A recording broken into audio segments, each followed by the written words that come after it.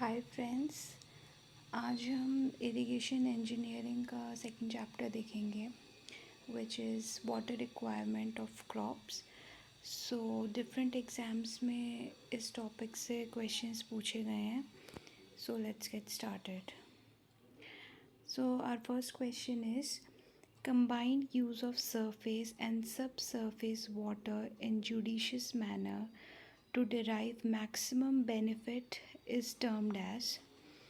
So it's very simple. इसका answer होगा option A, conjunctive use of water. So let's take option A. So इसमें conjunctive use of water है, ये combine use of surface and sub surface water इसको बोलते हैं. So next question is a canal to irrigate 12,000 hectare of rice. So हमें area दे दिया है. Yes, area हमें कितना दिया है? 12,000 हेक्टेयर. ओके. और hectare of rice with the duty हमें दी है इसमें 1000 hectare per cumec. Alright. For what discharge should the canal be designed if the capacity factor is 0.8 and time factor is 0.75. सो ये न्यूमेरिकल. सबसे पहले तो इसमें हमें डिस्चार्ज निकालना है. So it's very simple. Discharge हमारा क्या हो जाएगा? अगर हम डिस्चार्ज की बात करते हैं, डिस्चार्ज इज़ इक्वल्स टू जो हमें हेक्टेयर एरिया दे रखा है वो एरिया अपॉन जो हमें ड्यूटी दी हुई है विच इज़ 1000.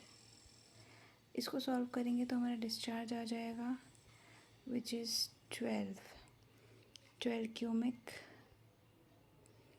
आफ्टर दैट उसने बोला है कि full supply discharge at the head of the canal will be. So ये जो हमारा डिस्चार्ज आया है इसको हम लोग डिवाइड करेंगे जो हमें दिया हुआ है 0.75 which is a time factor. So हम डिवाइड कर देते हैं. हमें फुल सप्लाई निकालना है. फुल सप्लाई के लिए जो हमने डिस्चार्ज निकाला है 12 upon time factor. Alright. And after that इसका आंसर आ जाएगा 16 क्यूमिक. उसके बाद डिज़ाइन डिस्चार्ज हमें जब निकालना होगा तो design discharge is equals to जो हमारा फुल सप्लाई डिस्चार्ज हमने अभी निकाला दैट अपॉन जो हमारा कैपेसिटी फैक्टर है विच इज़ 0.8. सो इसका आंसर हमारा फाइनल निकल के आ जाएगा 20 metre cube per second. So इसका आंसर हो जाएगा C. Alright.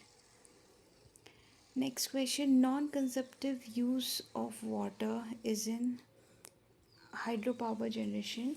Non consumptive water और कहाँ यूज़ होता है? एक तो हाइड्रो इलेक्ट्रिक पावर जनरेशन में, इनलैंड नेविगेशन में, pollution control and recreation use. So हम इसको नोट्स बना के हाइड्रो पावर जनरेशन तो हो गया एंड वन मोर थिंग आ जाएगा हमारा एक इसमें inland generation and inland navigation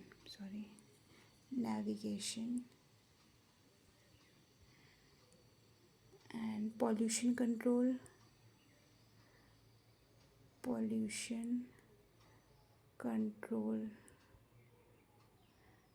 so and recreation use में भी ये यूज़ होता है.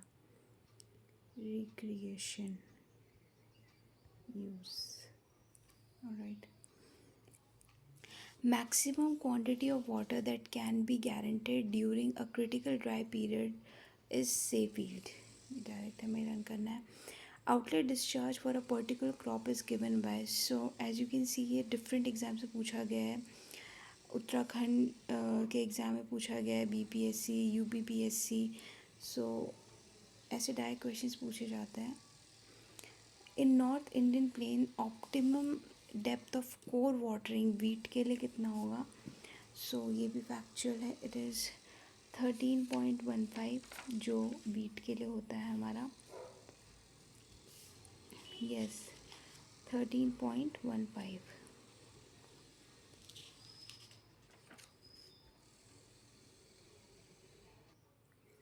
सो 13.15 तो वीट के लिए है। एंड फॉर राइस, अगर राइस पूछ लेगा तो राइस के लिए हो जाएगा 19.5 सेंटीमीटर। ऑलराइट, नेक्स्ट क्वेश्चन, ये भी न्यूमेरिकल है। If the irrigation efficiency is 80%, conveyance losses is 20%, and the actual depth of watering is 16, the depth of water required for canal outlet. So suppose 100% था, 100%, 80% efficiency के बाद ये कितना आ जाएगा यहाँ पे? 80, 20 तो लॉस हो गया, 80 आ गई, 80 सेंटीमीटर। आफ्टर दैट ये कह रहा है कि losses 80 conveyance losses are 20%। So 80% efficiency, अब उसके बाद कन्वेंस लॉसेस हमारे 20% है। सो 20% लॉस हो जाएगा यहाँ पे, लॉस इज़ 20%। सो 80% बचेगा, तो ये कितना आएगा यहाँ पे? 64 सेंटीमीटर। ऑलराइट, सो ये 100% के लिए दिया हुआ है। 64 की वैल्यू हमें 16 दी हुई है, 16 सेंटीमीटर। सो 100 की वैल्यू कितनी हो जाएगी? 16/64 इंटू 100। सो ये जो वैल्यू निकल के आ रही है दैट इज़ इक्वल्स टू 25। सो इसका आंसर डी हो जाएगा। For cereal crop the commonly adopted method of irrigation is check method. The duty of water at the outlet is known as outlet factor. So ये तो direct question है, ये हमें learn करने वाले हैं, इसमें कुछ ऐसा कॉन्सेप्ट नहीं है। The depth of rice root zone is 90 centimeter. If you are talking about depth of the rice root zone, सो अब डिफरेंट के लिए डिफरेंट, ये तो हमारा राइस के लिए दिया हुआ है। अगर हम कॉर्न की बात करेंगे, सो कॉर्न का होता है corn, corn is 25 centimetre. And then wheat is 30 to 40 centimetre. And then rice हमें पता चल गया है, राइस वैसे जो हमारा होता है 90 से 150 के बीच में होता है, 150 सेंटीमीटर। ऑलराइट, एंड पोटैटो पूछ सकता है, पोटैटो के लिए हो जाएगा 60 to 90 सेंटीमीटर। सो ये कुछ डिफरेंट और हैं, अगर पूछ लेंगे तो हमें ध्यान रखना है। उसके बाद डायरेक्ट फॉर्मूला बेस्ड क्वेश्चन है हमारा। If y is average numerical deviation in depth of water stored from the average depth of water and D is stored in the root zone during irrigation, water distribution efficiency हमें निकालना है। सो इसका direct formula है हमारा। And तो next question, the optimum depth of core watering is 15.12 centimeter. Outlet factor for the crop 4-week period in hectare per cubic is. So ये इसका formula हमें पता है कि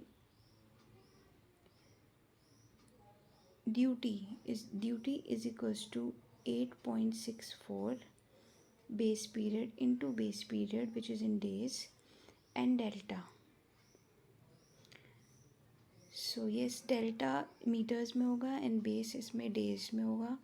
सो वैल्यूज़ पुट करेंगे, ड्यूटी ही हमें निकालनी है 8.64 इंटू 4 वीक्स को डेज में कर देंगे तो 4 into 7 and divided by delta हमें कितना दिया हुआ है सेंटीमीटर्स में है तो उसको मीटर्स में चेंज कर दो, 0.1512। सो आंसर जब हम इसको सॉल्व करेंगे सो हमारा आंसर आएगा 1600। Okay, so next question, kharif crop is sown in, ये बहुत बार क्वेश्चन पूछा गया है।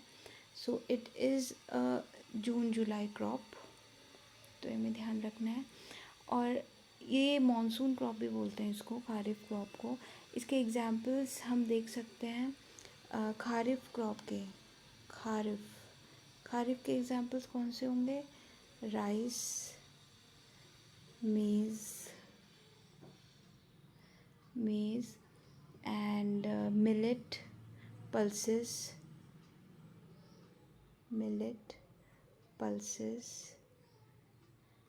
एंड फॉर राबी क्रॉप जो हमारी ग्रो होती है, इट्स एन ऑटम क्रॉप। ये सोन की जाती है autumn crop October and then harvested on March. So इसके एग्जाम्पल्स हो जाएंगे हमारे वीट एंड बार्ले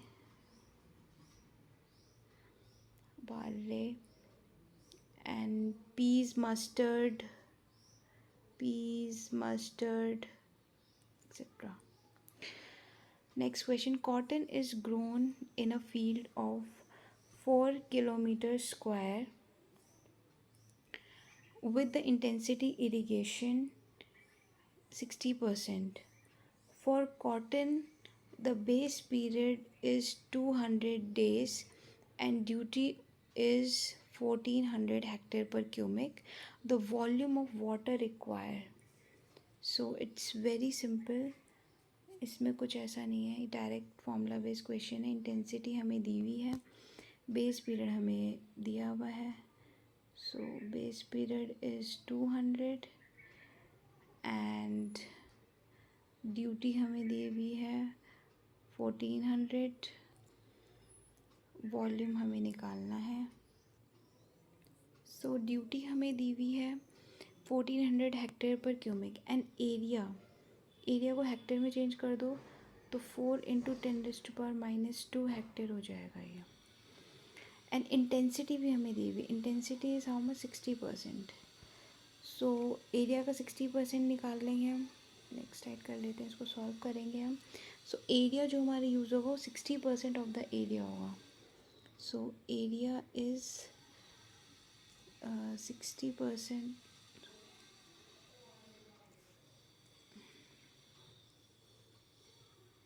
60% of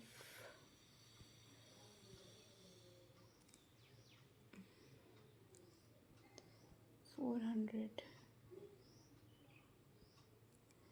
सो ये आ जाएगा, कितना आ जाएगा? 240 हेक्टेयर।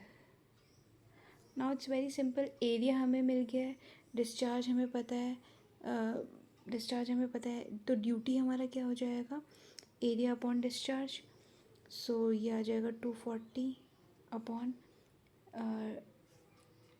डिस्चार्ज हमें निकालना है, duty, this is discharge, duty हमें गिवन है, दैट इज़ 1400। सो इसको फर्दर सॉल्व करेंगे तो आंसर आ जाएगा 0.1714 मीटर क्यूब पर सेकेंड। ठीक है, अब हमें निकालना क्या है? हमें निकालना है volume of a water required. Volume is discharge into time.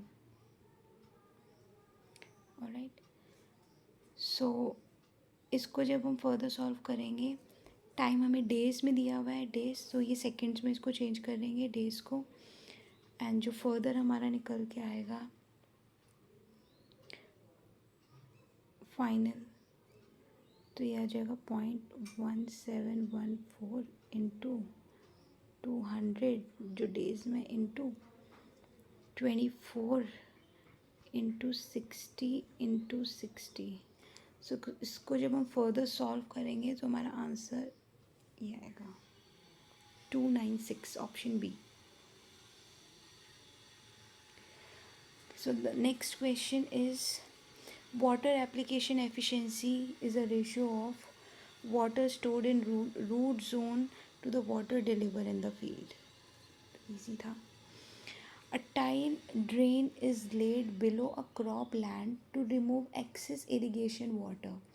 The drainage coefficient of this drain is usually expressed as, so it is a centimeter of water depth removed from the drainage area per day. So ये भी direct question था. Permanent wilting point, सो ये तो soil character पे ही depend होती है. Permanent wilting point हमारा वो पॉइंट होता है जहाँ से हमारा वाटर एक्सट्रैक्ट करना डिफ़िकल्ट होता है. It's not possible. सो ये है. Consumptive irrigation requirement is calculated by using the following. So options are consumptive use, effective rainfall loss. So we know इसका आंसर फर्स्ट एंड सेकेंड है. So yeah, option B. A salt concentration in irrigation water is generally measured by, so it is electrical conductive value, option B. So SAR value का formula भी हमें पता होना चाहिए. Direct questions कई बार पूछे जाते हैं. सो सोडियम आयन का concentration upon average of calcium plus magnesium, इसका average. Alright. General height of capillary fringe varies from 1 to 1.5. So the height to which the soil rises above the water table by capillary action is known as capillary fringe. Alright. So इसकी जो height होती है 1 से 1.5 होती है. And when the water table comes to 1.5 below the surface, the land is to be waterlogged. So waterlogging तब होती है जब बहुत ज़्यादा पानी हमारा भर जाता है. So when the water table comes 1.5 below the, suppose ये हमारा सरफेस है और ये 1.5 का डिस्टेंस है. ऑलराइट. और वाटर टेबल हमारे यहाँ आ गया है. वाटर टेबल, सो इस पॉइंट पे हमारी वाटर लॉगिंग हो जाएगी, ये कहना चाह रहा है ये. After that next question, which of these does not relate to the zone of aeration in the soil profile. So option A, saturation zone, zone of aeration नहीं होता है.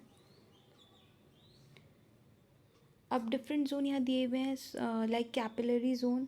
Capillary zone extend from the water table up to the limit of capillary rise. So mostly जो पानी extract होता है वो capillary zone से ही extract होता है. DUT should clearly state the place of measurement of water. In all grounds water exploration program, one of the main objective is to locate phreatic line. Yes. The delta of well irrigation is around 0.6 times the canal irrigation. Which one of the following is not the main cause of soil sanity? सो इसमें main cause कौन सा नहीं है? So it's very easy. It's irrigation mis management भी होता है, poor land levelling में भी होगा, use of heavy machinery. So ये नहीं है, ये मेन कॉज नहीं है. And other three are main cause. And ये क्वेश्चंस कॉन्सेप्चुअल बेस्ड है. ये ESC 2020 में भी है. So it is very important question. Outlet discharge factor is a duty at the head of watercourse.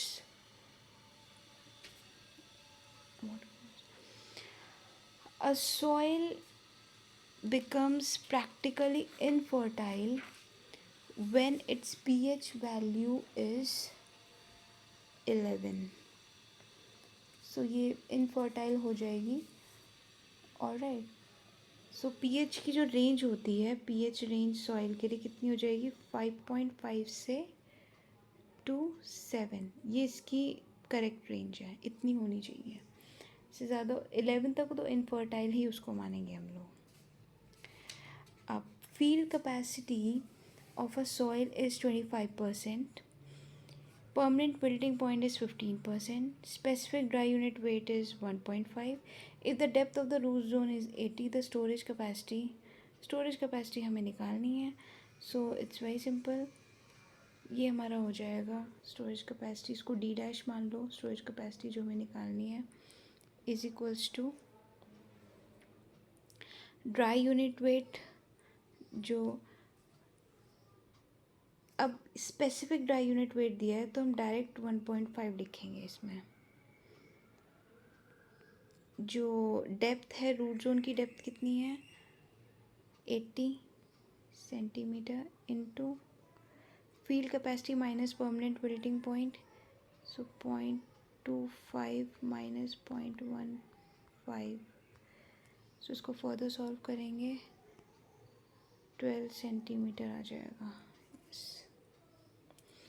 For insignificant effect of water table, the tube well should be not spaced as one is 1.5 kilometre square. अगर हमें insignificant effect of water table होता है, the tube well should not be spaced, 1.5 पे नहीं space होनी चाहिए।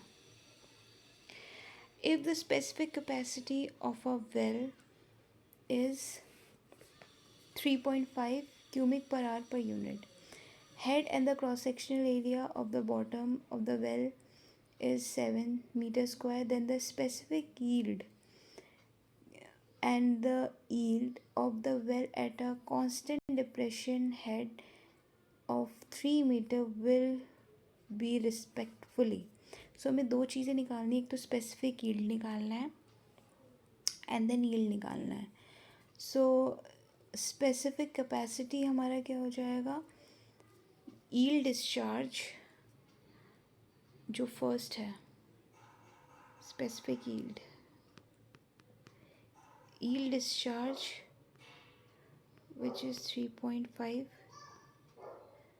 Upon draw down. What is draw down? 7। और इसे हम वैसे यूनिट से भी निकाल सकते हैं। यूनिट देखो क्या दी हुई है, क्यूबिक पर आवर पर मीटर स्क्वायर। सो ये मीटर स्क्वायर को एज इट इज़ यहाँ पे रख दो, ये आ जाएगा 0.5। नाउ यील्ड निकालना है हमें। यील्ड क्या हो जाएगा? Specific capacity into depression head. So ये आ जाएगा 3.5 into what is depression head? 3। So ये आ जाएगा 10.5। सो इसका आंसर आ जाएगा D. Now the next question, the volume of 3 into 10 raised to the power minus 6 meter cube of groundwater was pumped out from an unconfined aquifer uniformly over an area of 5 kilometer square. The pumping lowered a water table from initial level 102 meter to 99 meter. Specific yield हमें निकालना है। So specific yield इसमें निकल जाएगा, sorry, specific yield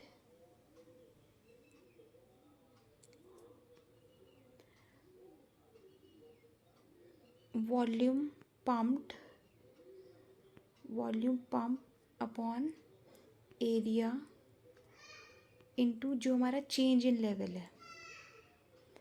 so direct volume हमें दी हुई है, ये 3 वॉल्यूम दी हुई है, एंड जो एरिया हमें एरिया दिया हुआ है विच इज़ 5, एंड जो डेल एच है 102 minus 99।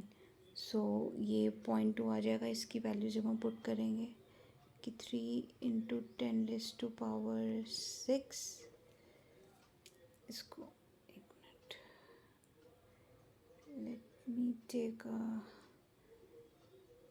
New sheet.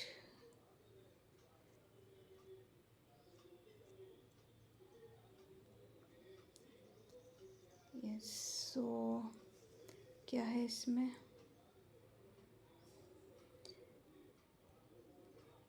So volume हमें दिया हुआ है, स्पेसिफिक यील्ड जब हम निकाल रहे हैं, स्पेसिफिक यील्ड जब हम निकाल रहे हैं, volume is 3 into 10⁶ upon 5 into 10⁶ into del H which is 102 minus 99। सो सारी वैल्यूज़ पुट करेंगे तो 0.2 आंसर आ जाएगा। सो इसमें 0.2 आंसर है। Next question, outlet duty in case of canal irrigation equals to the duty at the head of the water course. The flow exerted by the following water on the sediment particles to cause their motion is called as traction. इसको traction बोलेंगे। Next question, सो ये भी numerical है, very easy. इसमें क्या दिया हुआ है हमें? Ground water flows through an aquifer with a cross sectional area हमें दे दिया है, and length is 1500 metre. Hydraulic heads are 300 metre and 250 metre at the ground entry and exit in points in the aquifer respectively. Groundwater discharge into the stream at the rate of 750 meter cube per day. The hydraulic conductivity of an aquifer. So it's very easy. हमें length दे दी है, given length हमें given है 1500, area हमें given है 10⁴ metre square. Alright, and head drop हमारा क्या हो जाएगा? del H हमारा हो जाएगा just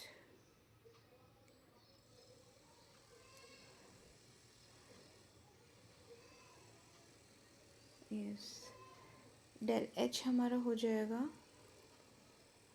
300 minus 250, 300 minus 250 which is 50.